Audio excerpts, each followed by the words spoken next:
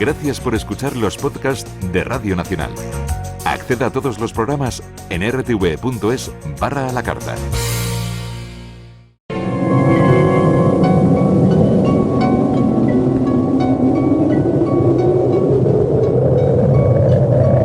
Solo cuando el túnel está en la más absoluta oscuridad es cuando puede volver otra vez la luz.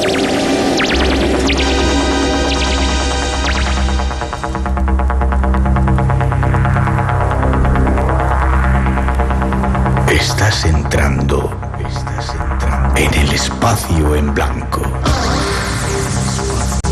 Una puerta a nuevas dimensiones de la existencia.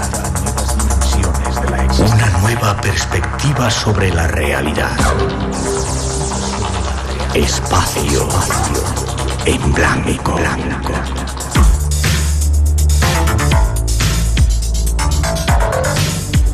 Una producción escrita y dirigida por Miguel Blanco.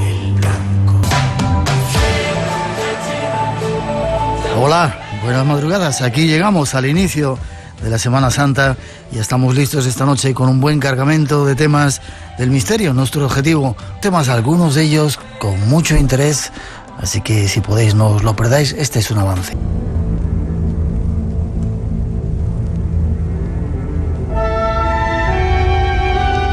Ahí están nuestros temas, los que hemos elegido para esta noche, y además de todo eso que os hemos contado, vamos a hablar de un gran acontecimiento que se está preparando en nuestros cielos, lo llaman la Gran Cruz Cósmica, y viene con adelantos de lo que puede esperarnos en el futuro.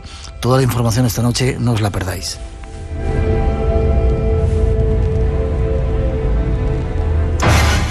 Y ahora nos vamos hasta Galicia a saludar a nuestro primer invitado, Marcelino Requejo. Buenas noches, ¿cómo estás? Buenas noches, Miguel. ¿Cómo estás, Rey? Muy bien, muy bien. ¿Cómo me gusta eso que me llame Rey? Bueno, ya sabes que lo eres, en todos los aspectos. No, lo eres tú también para mí. Marcelino Requejo estudió Ciencias Químicas, funcionario del Ministerio de Justicia, uno de los investigadores más... últimamente se mueve mucho en el tema de los ovnis. ¿Y has cambiado el tema de los ovnis por las apariciones marianas?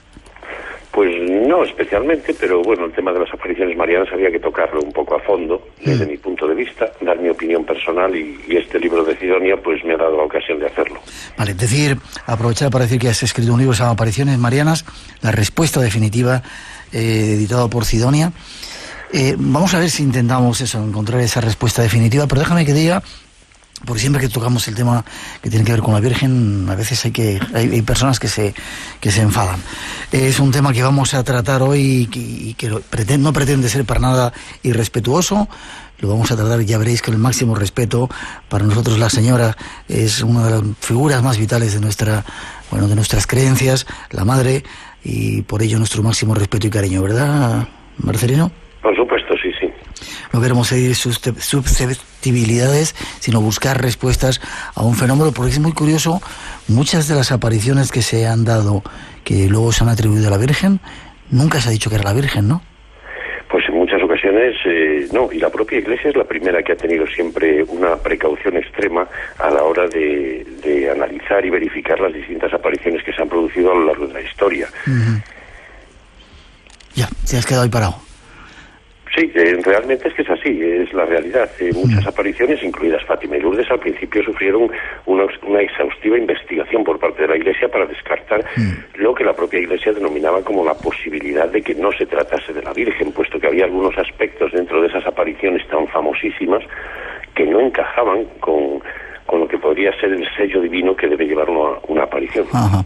No estamos diciendo que la Virgen no se aparezca, sino estamos tratando de buscar respuestas a algunos fenómenos marianos que a veces, según vamos a tratar de entender esta noche, tienen que ver, parece ser, con otro tipo de historias. Comenzamos 900-137-137, buscamos respuestas, como os digo. Tras esa introducción comenzamos esta investigación que te ha costado 5 años, Marcelino. Sí, una investigación en el lugar de las apariciones de Pardellas en Lugo me supuso unos 12 años, pero luego lo que fue la recopilación y la exposición de toda la investigación anterior han sido unos 5 años. Vale, pues vamos a comenzar ese camino tras esa introducción. Pardellas es un pequeño núcleo rural del municipio lucense de Friol, Y por una casualidad, realmente encontré unas efemérides en el periódico en 1999 que contaba un suceso, de forma muy resumida, ocurrido en 1949, el 27 de mayo del 49. Y curiosamente hice mis cálculos y me di cuenta de que si hay los niños que parece ser habían visto a la Virgen en aquella época durante 2 meses, según ponían las efemérides, pues por lo menos deberían vivir, pues por ley natural. Entonces encontré que 2 de ellos vivían, tenían 64 años, 65 en el año 99, y conseguí hablar con ellos y obtener los testimonios de lo que recordaban de aquella época. Y claro, lo que recordaban de aquella época me hizo que me llevase una grandísima sorpresa al profundizar en sus testimonios y en la investigación. Vale, cuéntame qué es lo que sucedió en Aspardellas, se dice, ¿no? ¿Qué sucedió? ¿Qué fenómeno ocurrió allí? Pues mira, parece ser que el 27 de mayo del 49, aproximadamente a las 8 de la tarde, 4 niños se encontraban jugando con un carrito de madera en las cercanías del pueblo, junto a unas casas, al lado de una finca donde había un árbol que salía de una roca. De repente oyeron como un gemido, típico además eso de determinadas apariciones marianas, como pude comprobar después, como unos lamentos, un llorar. Y cuando levantaron la vista por encima de un pequeño muro de piedra y miraron hacia esa roca que estaba a unos 10 metros de estos niños, se encontraron que allí había una mujer de unos 17 o 18 años, hermosísima, que tendría 1,10 metros o 90 centímetros, oscilaba esa estatura según ellos. Pequeñito, 1,10 m, dices. Podría medir entre 1,10 metros y 90 centímetros. Ellos decían que su estatura era muy pequeña, pero que era bellísima, vestida con un vestido blanco y por encima un manto blanco también. Y se mantenía como en una posición de firmes, como un soldado, ¿no? Y bueno, no les habló ni les dijo nada, y así ocurrió en días sucesivos, ¿no? 2 de estos niños son los que finalmente permanecieron yendo a visitar el lugar día tras día y bueno, esperaban unos minutos, según ellos me decían, y al poquito de esperar aparecía, siempre a la misma hora, sobre las 8 de la tarde aproximadamente. Los otros 2 niños parece ser que sus padres ya no los dejaban ir a aquel lugar porque se montó un gran revuelo, como es de suponer, y más en una época de posguerra que era aquella. Y bueno, solo Antonio y José eran los que frecuentaban el lugar y consiguieron aportar una serie de datos muy interesantes en lo que en principio tenía todos los visos de parecer asimilarse a una aparición de la Virgen típica y normal como las que conocemos, ¿no? En esta ocasión la Virgen les dijo algo después de ese silencio que tenía al principio. No, en ningún momento. Durante los 2 meses y medio, casi 3 meses, que se solía aparecer unas 3 o 4 veces por semana, nunca les habló, nunca se movió, salvo una excepción que hizo un movimiento con la mano. Y lo más curioso del caso, y esto sí que rompía con todo, ni tan siquiera les miraba a la cara. Ni tan siquiera miraba a los niños a la cara. Es decir, el fenómeno era típicamente una aparición mariana, pero con unas características que la apartaban ligeramente de lo que era el pedir un mensaje, pedir que se rezase el rosario, que se construyese una ermita, en fin, que se abriese una fuente de agua milagrosa. Todos esos elementos allí no estaban, pero sí estaba la presencia típica y elemental de siempre de lo que era una aparición mariana.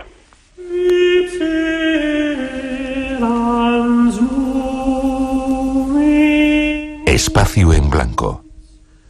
Tu cita con el misterio en Radio Nacional. Esta noche tratando de buscar respuestas a ese fenómeno tan extraño de las apariciones marianas. Estamos diciendo, Marcelino, que es la Virgen.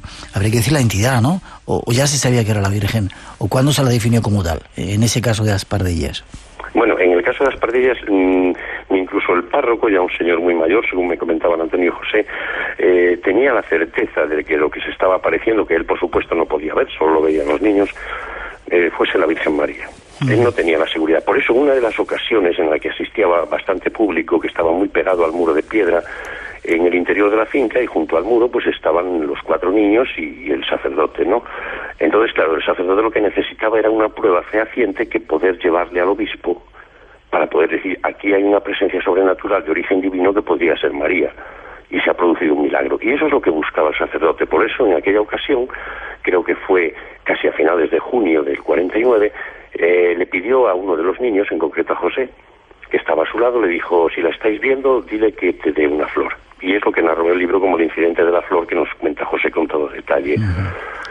José le hace esa petición a esa entidad que está sobre la piedra a unos 10 metros de distancia de los niños se encuentran de rodillas, porque se lo ha dicho el cura que se pongan de rodillas, pero el cura se mantiene en pie, igual que el público que está alrededor.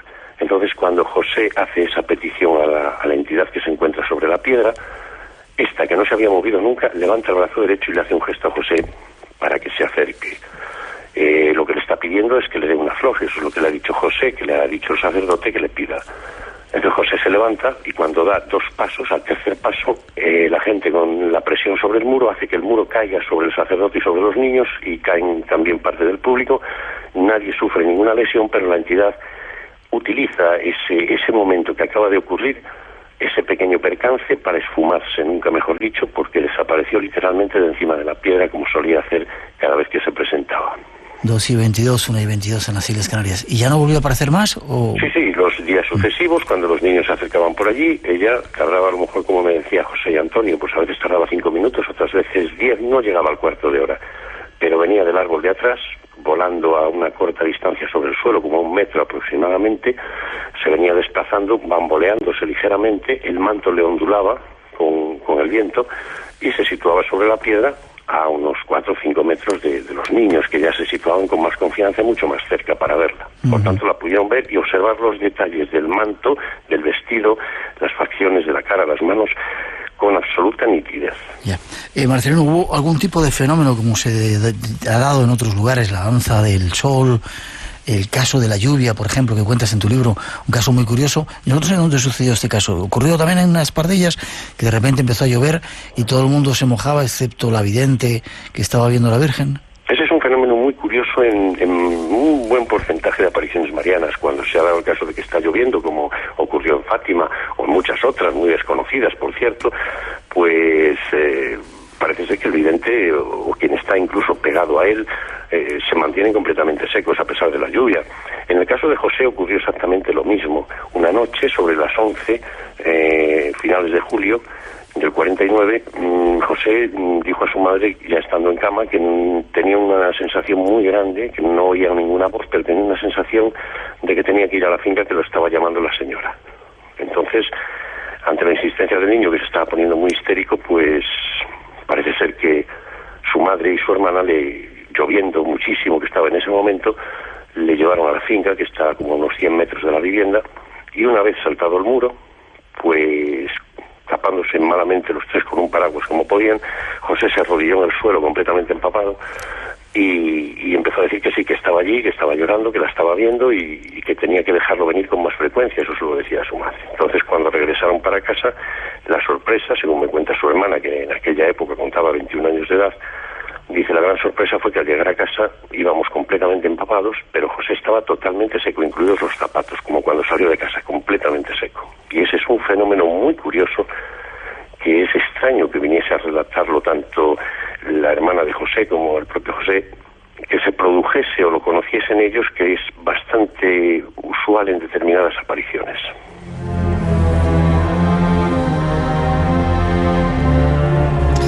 ...900, 137, 137, esta noche tratando de buscar respuestas a las apariciones marianas. ¿Qué otros fenómenos se dieron en las Pardillas? Pues mira, Aurea en concreto me comentaba que en aquella época ella nunca consiguió ver la entidad, como le llamo, la Santiña. Aurea vive todavía, está a punto de cumplir los 90 años, que recuerda aquellos días pues con bastante intensidad, porque los vivió muy de cerca en el seno de la familia. Y repito, ya tenía entonces 21 o 22 años de edad. Pues me cuenta que parte del público sí parece ser que cuando la aparecida estaba sobre la roca, que nadie podía verla, lo que se veía en algunas personas eran como unos efectos de luminosos o lucecitas pequeñas que giraban y revoloteaban al pie de la roca y del árbol donde se supone que estaba en ese momento la señora. Es decir, es como si estuviesen viendo unos efectos colaterales de la aparición, pero no a la aparición en sí, que solo la podían ver los niños. Qué curioso. Siempre en rocas o cerca de árboles, manantiales y a niños. ¿Por qué? Pues esa es una tónica que se da en prácticamente la totalidad de las apariciones marianas que se han producido a lo largo de la historia. No es un fenómeno que venga ya desde Lourdes para acá, no, es anterior a Lourdes y lo encontramos prácticamente desde los comienzos de la era cristiana. No adelantes, hay vestigios anteriores. anteriores. Tenemos una introducción que va a hablar de ello. Dejamos un poquito en suspenso esa historia de las pardellas para luego recuperar qué fue lo que te llamó la atención y tratar de sacar conclusiones. ¿Te parece? Muy bien. 2:26, 1:26 en las Islas Canarias. Esta historia todavía continúa, quizá yendo un poco hacia el pasado, como intentaba hacer nuestro invitado, que lo haremos después de esa introducción. Este sábado en Juntos Paso a Paso tenemos a dos invitadas muy especiales, Nieves Álvarez, escritora, y Eladia Trujillo, que está a punto de cumplir 104 años. Juntos Paso a Paso, con Juan Fernández Vegue e Iciar Jiménez Berrón. También estarán con nosotros representantes de AFAL, la Asociación de Familiares de Enfermos de Alzheimer, y sabremos en qué consiste el proyecto Tecnalia. Juntos Paso a Paso, los sábados a las 7 de la mañana en Radio Nacional.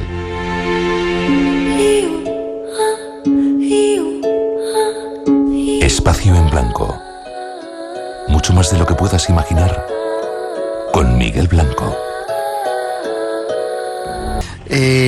Como decías que antes este tipo de apariciones ya se daban incluso en el Neolítico, ¿no? No es un fenómeno de ahora.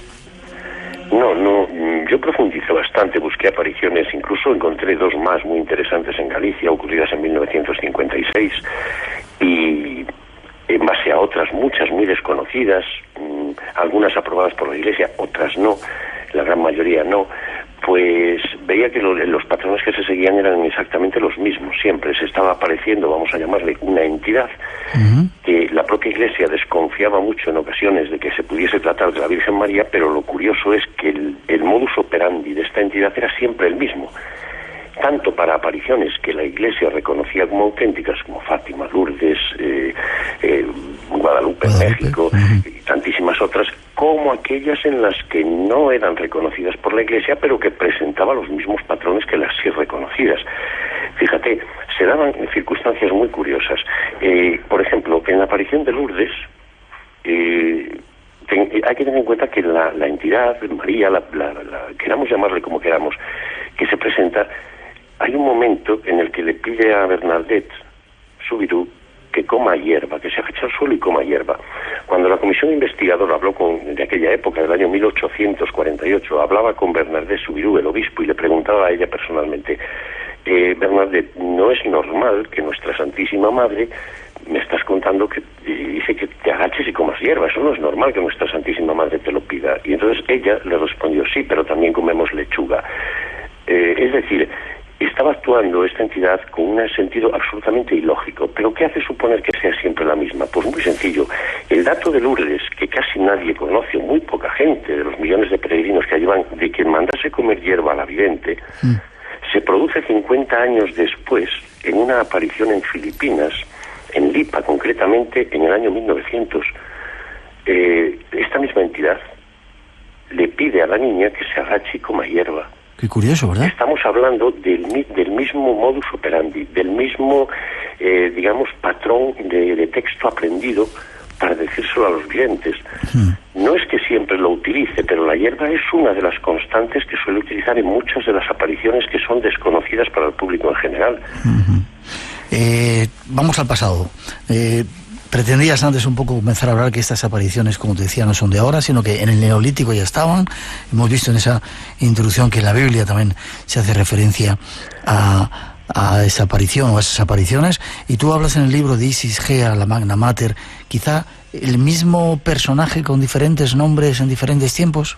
Es muy posible, yo lo contemplo así, en base a lo que escudriñé sobre las diosas antiguas. Precisamente no tenemos una constancia escrita evidente de que se produjesen apariciones, de lo que llamamos apariciones de la Virgen o marianas, en el Neolítico, en el Paleolítico, anterior al Neolítico, hace 20.000 o 40.000 años. Lo que sí tenemos es un detalle arqueológico de una gran importancia que no debemos pasar por alto.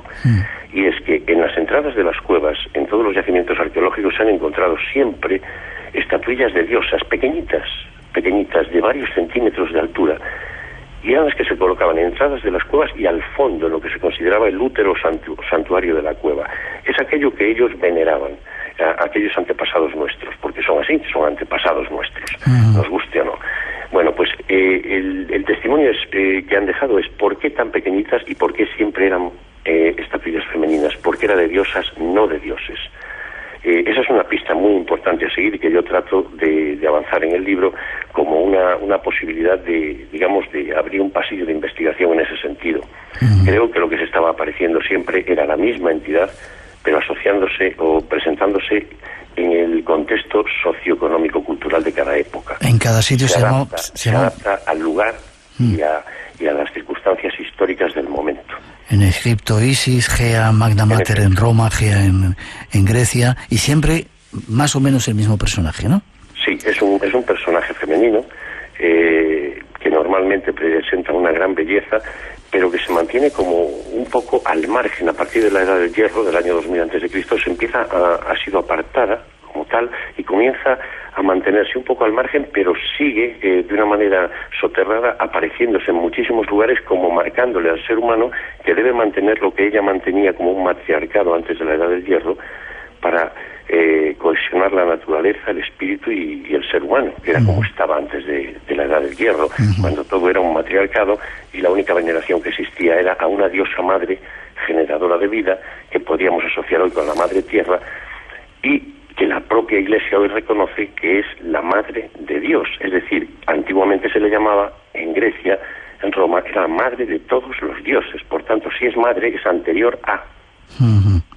Hablas también en tu libro, creo que es en Cataluyuk, esa extraña ciudad turca, 6.100 años antes de Cristo, que hay una especie de figura, quizá fuera la primera representación, parece como un cómics, una figura que está pasando por un dintel.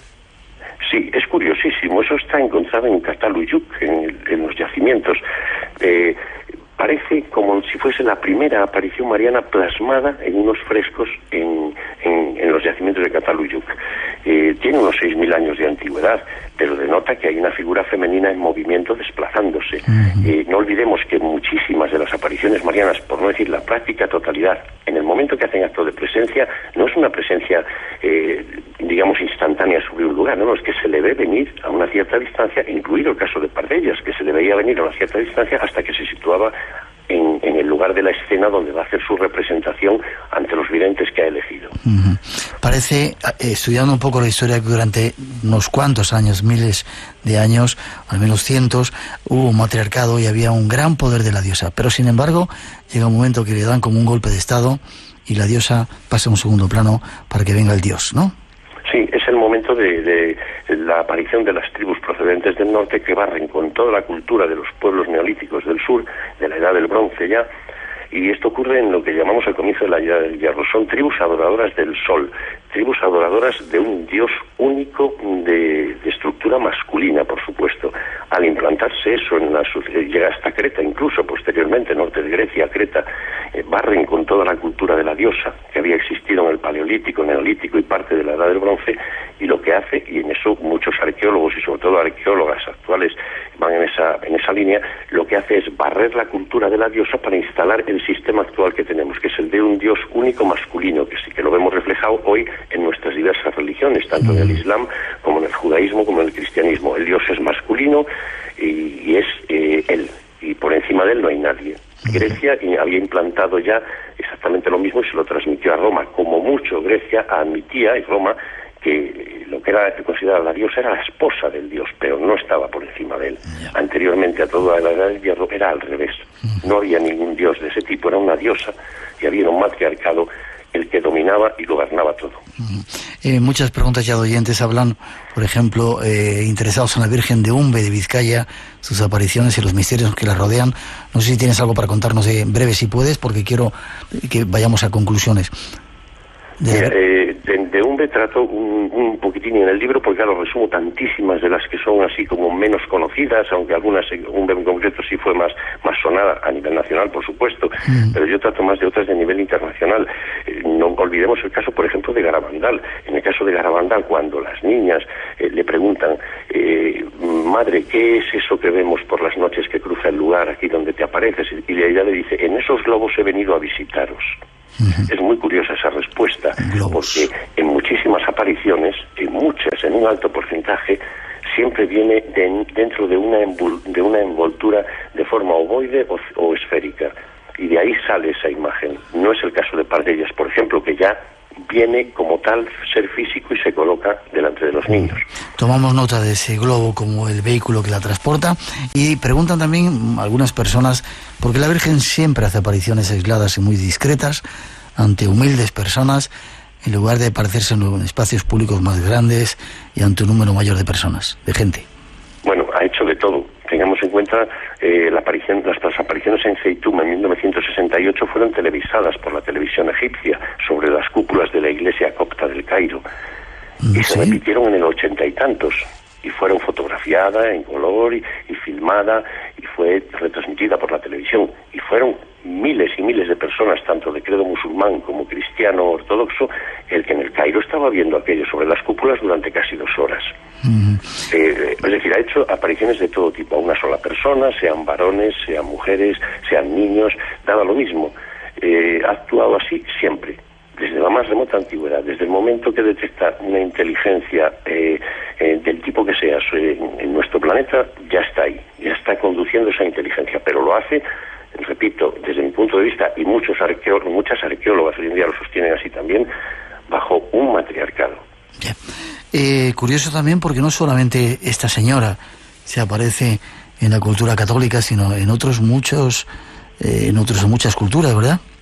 Sí, tenemos algunas, yo recojo otra en el libro muy interesante, que es una aparición en China, creo que es en el año 1908, y bueno, es interesantísima porque las palabras de la señora a una mujer china que estaba enferma, que no era de credo cristiano precisamente, es que recoja unas hierbas, volvemos a lo mismo, que recoja unas hierbas cualquiera, no importa cuáles sean, y haga una tisana, una infusión, y se las beba y se curará. Pero que esas hierbas, concreta nuestra entidad, sean recogidas junto al santuario que hay de la Virgen de Lourdes, pero no junto a la pagoda de la competencia, que digamos. Es decir, especificaba muy bien que había una pagoda dedicada a Kunjin, a la divinidad china, pero no quería que se recogiesen allí porque ambos santuarios estaban muy cercanos. Especificaba que fuera en el de los monjes, que tenían una pequeña ermita de Lourdes. Qué curioso.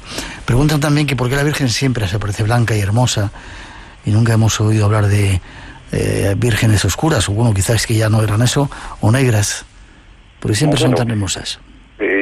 Son los ropajes suyos los que más despistan, quizá. Son muy variados, incluso a veces aparece con zapatos, y en una aparición, y en las 2 siguientes en la misma zona pues aparece sin zapatos o con otros de otro color. Tiene un vestuario muy variado que puede obedecer, y yo lo encautaría por ahí, precisamente a su forma de ser. Quien mejor la describió fue Salomón en ese sentido, cuando hace unas alabanzas de la sabiduría, que era la considerada en el Nuevo Testamento, en el Antiguo Testamento, como la esposa de Yahvé, y eso es lo que él pudo detectar y supo que precisamente esa entidad estaba muy por encima de cualquier otra idea de un Dios. 2:42, 1:42 en las Islas Canarias.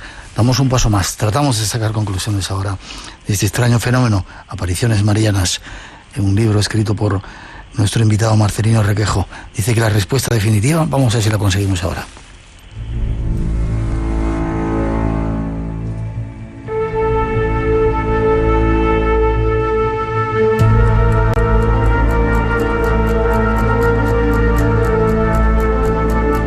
En el siglo pasado, son numerosos los casos de apariciones marianas en el mundo. Las manifestaciones de la Virgen reúnen siempre características similares, siendo los protagonistas en muchos de los casos niños, los que tuvieron las visiones y fueron los receptores de las profecías. De acuerdo al lugar donde sucedía la aparición, se le daba en algunos casos un nombre a la Virgen, como es el caso de Fátima en Portugal. Pero, ¿qué son realmente las apariciones marianas?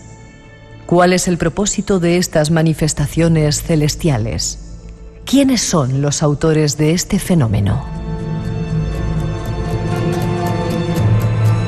La solución a estas preguntas es difícil de conocer, máxime cuando la respuesta de la Virgen a las niñas de Garabandal, cuando ellas le preguntaron: «Señora, ¿qué son esos globos que todas las noches vemos moverse en el cielo? Y la Virgen respondió: en esos globos he venido a encontraros. Como dice el ex jesuita Salvador Freixedo, las apariciones marianas son otro juego de los dioses, un juego benévolo, por decirlo de alguna manera, parte de un plan desarrollado por seres desconocidos cuya finalidad es lograr la conversión de las personas a través de estas manifestaciones celestiales.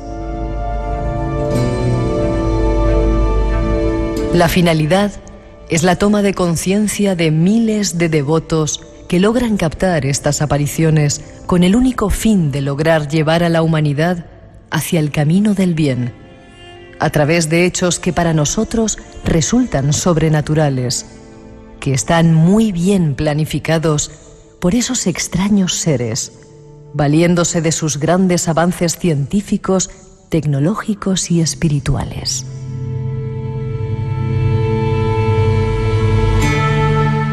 Y sí que lo logran. De alguna u otra forma logran captar millones de fieles. Como ejemplo tenemos nuevamente el caso de Fátima o también el de la Virgen de Guadalupe en México.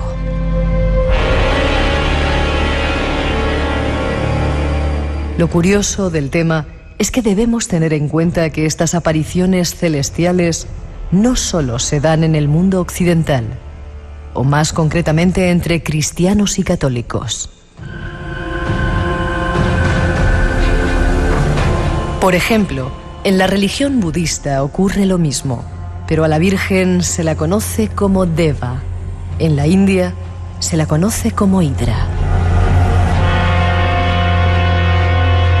Siempre las manifestaciones desconocidas se dan de acuerdo a la mentalidad de las personas que van a ser testigos del hecho, de acuerdo a su mentalidad y religión.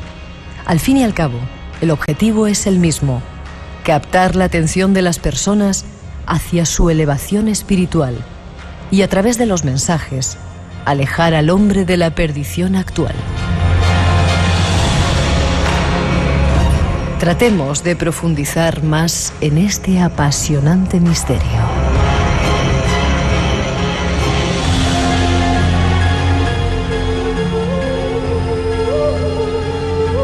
Todos los fines de semana, en la madrugada del viernes al sábado, de 2 a 4, ovnis, fantasmas, vida después de la vida y todo el mundo del misterio en Radio Nacional. Espacio en Blanco, con Miguel Blanco. Tu cita con el misterio. Esta noche con Marcelino Requejo tratando ese misterio de las apariciones. Muchas preguntas, Marcelino, tenemos aquí. ¿Estás a gusto?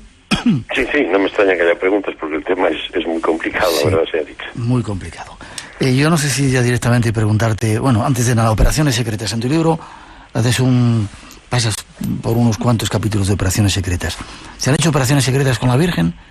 ¿Hay alguien que sea...? Es posible, sí. Hay indicios. Por ejemplo, en la Bahía de Cuba, en 1984, creo que fue, pues es posible que se intentase desde un submarino realizar una proyección holográfica de una gran figura en lo que es la Bahía de La Habana y luego en la de Mariel, para así intentar tumbar el régimen de Castro en base a una atracción del pueblo hacia la figura de María y levantar, o mejor dicho, destruir el régimen comunista cubano, que era lo propio de aquella época, ¿no? Uh-huh. Intentar, bueno, pues encauzar la religiosidad de la gente como un arma arrojadiza contra el régimen pseudo comunista de la Unión de Cuba. Uh-huh. Bueno, te pregunto, ¿qué viste en el caso Pardellas que te llamaron la atención para acabar de hilar toda esta historia?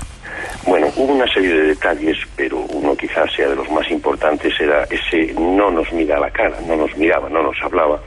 Es cierto que ha habido muchas otras apariciones que han sido breves y en los que la Virgen no dio mensaje alguno a esa entidad, pero lo de Pardellas se pasó un poco de largo en el momento en que uno de los testigos, y te digo, estaba hablando con 51 años de distancia en el tiempo, pero recordaba perfectamente lo que había pasado. Me describía la imagen y en una de esas descripciones me da un detalle verdaderamente asombroso. Es decir, me está hablando de una mujer o una chica que podría aparentar para aquella edad que ellos tenían, unos 17, 18 años, bellísima, de piel trigueña, unas proporciones perfectas, aunque su estatura pues era pequeñita, ¿no? Ya digo, entre 90 centímetros y 1,10 m. Pero me aporta un detalle muy curioso. Me dice que tiene unas manos descomunales, es decir, hay un defecto físico en la entidad.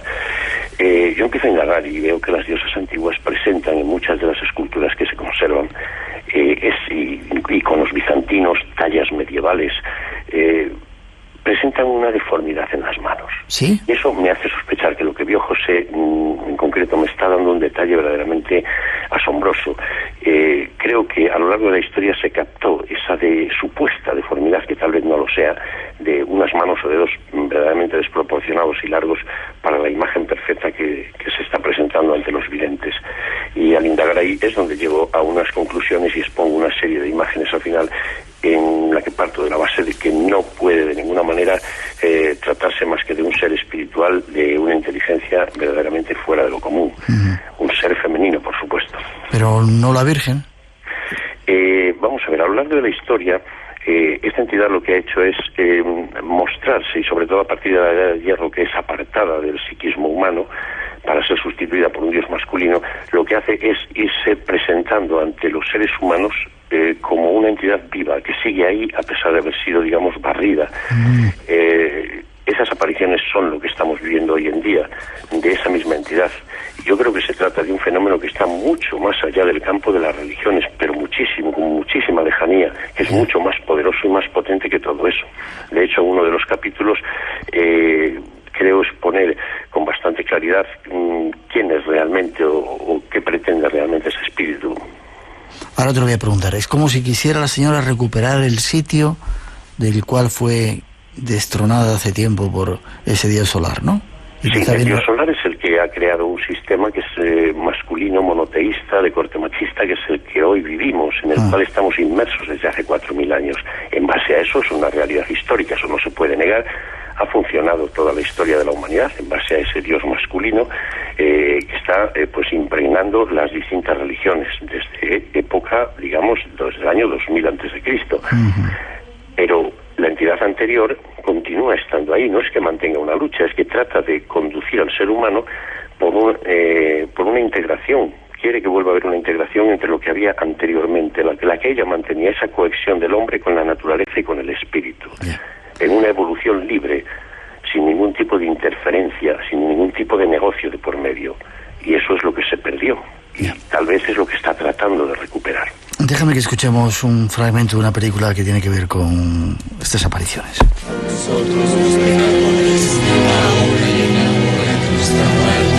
¡Quítense el sombrero! ¡Quítense el sombrero! ¡Rápido, que ya la veo! ¿Qué cosa quiere de mí? Quiero que vengan aquí el día 13 del próximo mes y que continúen rezando el rosario cada día en mi honor, para obtener la paz en el mundo y el fin de la guerra. Quiero que diga quién es. Y quiero pedirle que haga un milagro. Así todos sabrán que es usted quien aparece. Esto sucederá, pero no pronto. Si los hombres no dejan de ofender a Dios, surgirá otra guerra más terrible que esta. Habrá persecuciones, pero cada palabra será escuchada y la luz se convertirá. Deben rezar siempre el rosario. Ahora les diré un secreto que no deben revelar a nadie.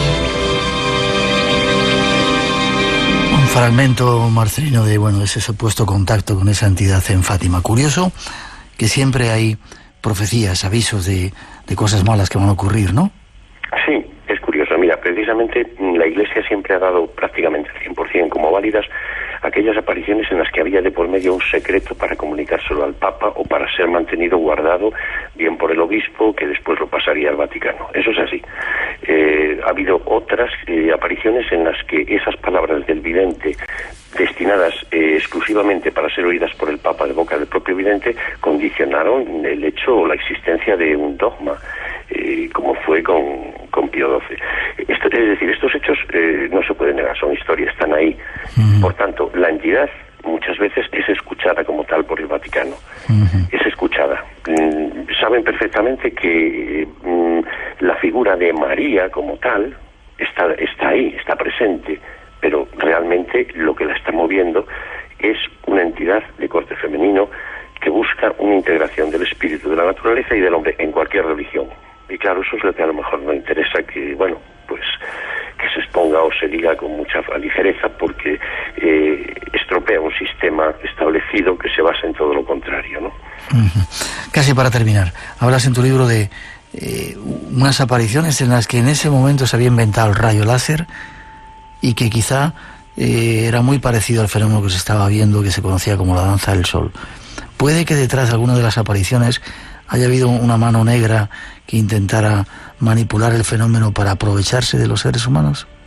Pues posiblemente a partir de 1970 para acá, que el rayo láser ya estaba bastante evolucionado. No tengamos en cuenta que el rayo láser como tal se pone a funcionar, o ya se habían basado sus principios de cómo podría ser en 1917, pero no empieza a ser una realidad hasta 1955. Por tanto, las apariciones anteriores a 1955 no tiene explicación que las pudiesen ser hechas con una proyección tridimensional a base de un rayo láser. En 1970, a partir de ahí, podría existir ya una posibilidad de estar funcionando un rayo láser que pudiese hacer o plasmar imágenes tridimensionales.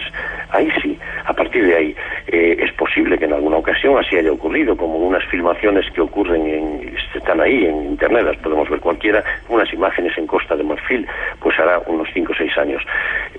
¿Puede ser una proyección hecha desde un satélite? Naturalmente que sí, por supuesto que sí. Lo de Cuba en 1984 pudo ser una proyección holográfica, también, claro que sí, por supuesto que sí, pero puede no serlo. Ahora, ¿la danza del sol pudo ser una proyección holográfica en 1917? No, eso no se le ocurre plantearlo a nadie, porque el láser no existía en esa época, y anteriores a esa, peor todavía. Ya. Para terminar, casi la última pregunta, ¿qué tiene que ver todo esto con seres extraterrestres, como de alguna manera podía decir Salvador Frisedo, o que dijera la Virgen que viene en globos, que en esos globos ella se movía?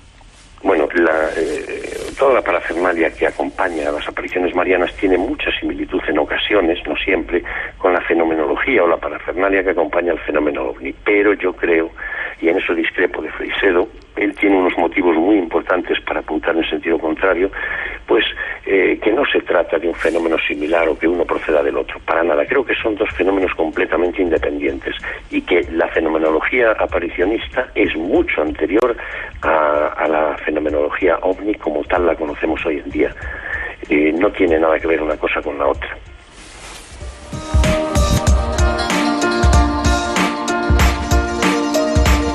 Tratando de resumir un fenómeno que se da desde la más remota antigüedad, la presencia de esa señora, que era antes la diosa, era la primigenia, la que estaba por encima de todos, y que quizá sigue apareciéndose ahora para reivindicar su puesto, y sobre todo el mensaje sería ese mensaje de unidad con la naturaleza. Sí, en principio creo que esa sería. Tengamos en cuenta que quien mejor definió a esta entidad, curiosamente, fue Salomón. Lo tenemos en la Biblia. Él era el rey sabio, era el considerado rey sabio. Se supone que adoraría con locura a Yahvé, puesto que se supone también, pues así consta en la Biblia, que él le habría dado esa sabiduría que él tenía. Bueno, pues él decía que la sabiduría para él lo era todo, que la amaba más que su propia vida, y leo palabras de la Biblia, y más que a cualquier otra cosa existente. Es decir, prácticamente son palabras blasfemas las que está diciendo Salomón, pues que ama a la sabiduría como entidad o esposa de Yahvé, que se consideraba entonces, más que al propio Yahvé. Porque dice que mora en ella un espíritu, y es curioso esto, utiliza unos adjetivos que son sinónimos. Dice, es inteligente, astuta, aguda y perspicaz. Curiosísimo que de eso porque eso es lo mismo que otro sinónimo de esas palabras, de inteligente, astuta, aguda y perspicaz. Dice que es ingeniosa.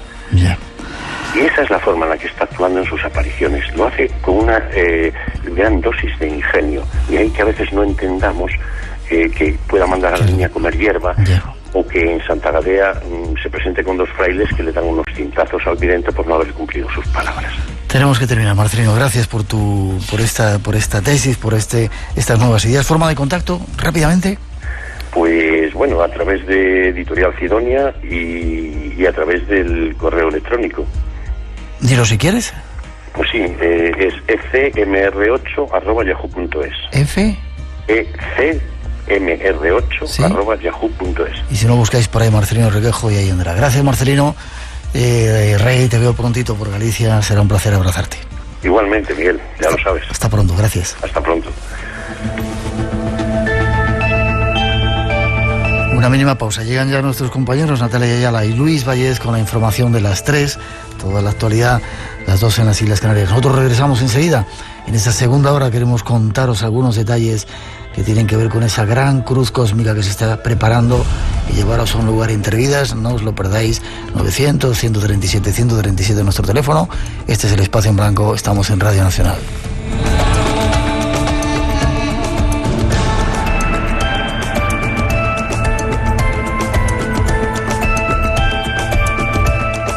Hay preguntas para las que la ciencia aún no tiene respuesta.